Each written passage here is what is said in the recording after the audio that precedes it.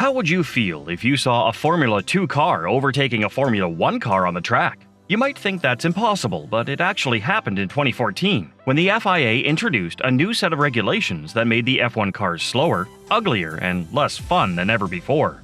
We'll tell you the story of how Formula 2 vehicles surpassed Formula 1 cars in terms of performance, spectacle, and appeal.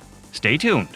Formula 1, the pinnacle of motorsport, has always been a highly competitive and technical category that requires constant innovation and adaptation. However, in 2014, the FIA introduced a new set of regulations that were widely regarded as one of the worst changes in F1 history. The new regulations, which were aimed at reducing costs and increasing safety, had a disastrous impact on the sport's performance, spectacle, and appeal. The new regulations affected various aspects of the car's design, such as aerodynamics, weight distribution, power unit, and fuel consumption.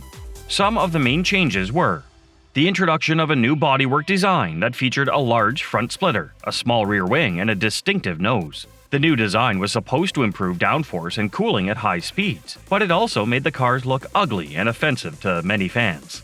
Engine power was reduced from 1.6 liters to 1.6 liters turbocharged V6 hybrid units, with a maximum output of 1,000 horsepower.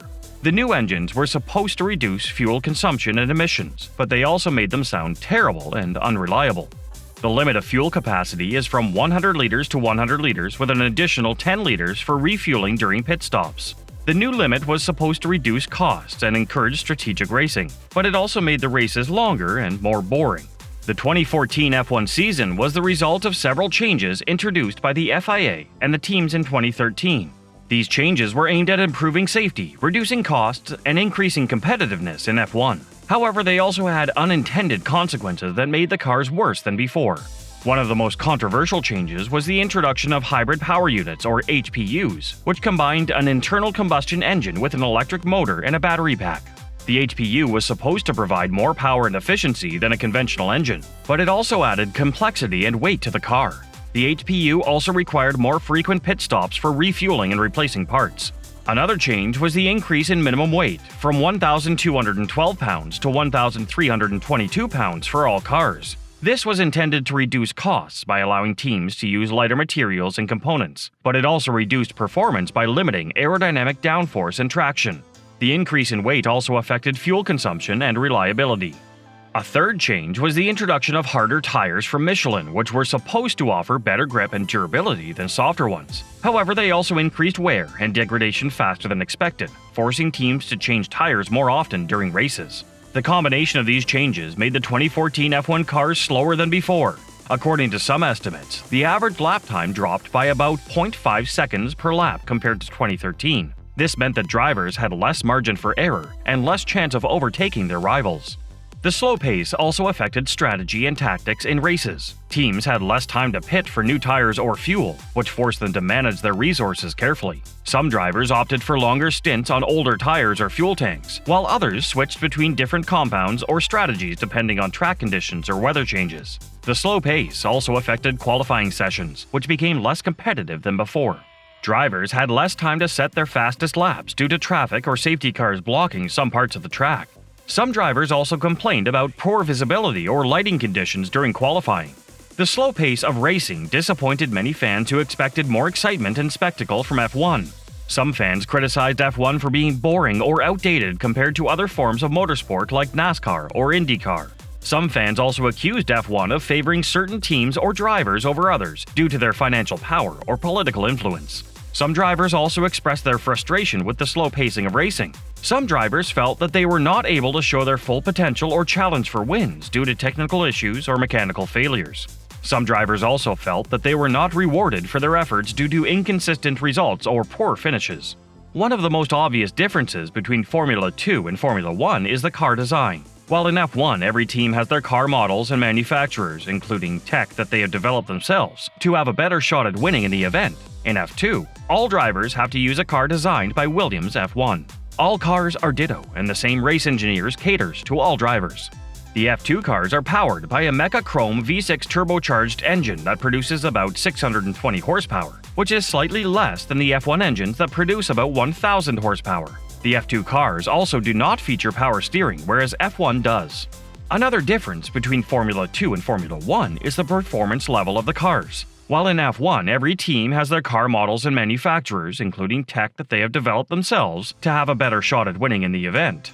In F2, all drivers have to use a car designed by Williams F1. All cars are ditto, and the same race engineers cater to all drivers. A third difference between Formula 2 and Formula 1 is the regulations that govern both series. While in F1, every team has their car models and manufacturers, including tech that they have developed themselves to have a better shot at winning in the event. In F2, all drivers have to use a car designed by Williams F1. All cars are ditto, and the same race engineers cater to all drivers. Formula 2, the feeder series for Formula 1, has unveiled its new Dallara chassis for the 2024 season and beyond. The new car, which will replace the existing F218 chassis after 6 seasons of service, aims to bring young drivers as close to Formula 1 experience as possible in terms of safety, look, performance, and accessibility at reasonable costs. The new car was revealed ahead of this weekend's Italian Grand Prix at Monza, where Formula 2 teams will test their prototypes. The car features a radical bodywork change that may see the F2 grid look similar to the F1 cars of today.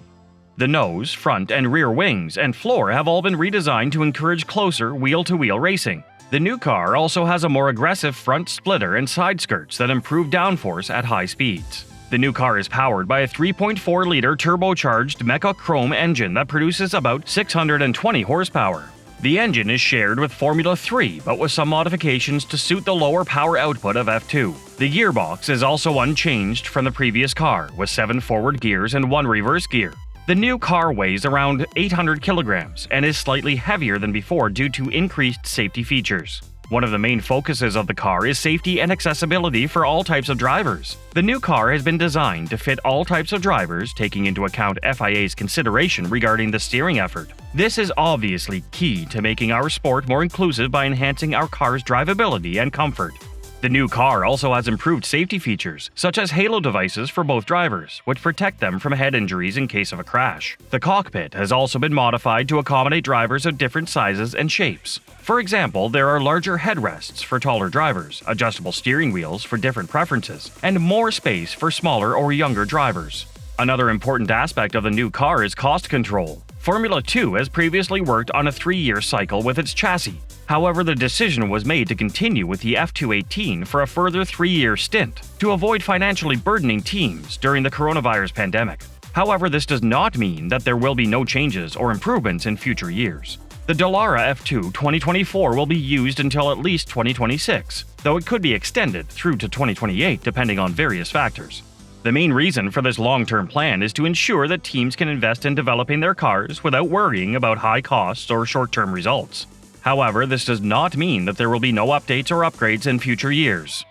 Formula 2 has already announced plans to introduce power steering in its cars from next year onwards. This will make it easier for female drivers who struggle physically in higher-level single-seaters without any aids. Power steering will also improve driver comfort and confidence in handling situations where they need more force or assistance from their arms. So, what do you think of the 2014 regulations in F1?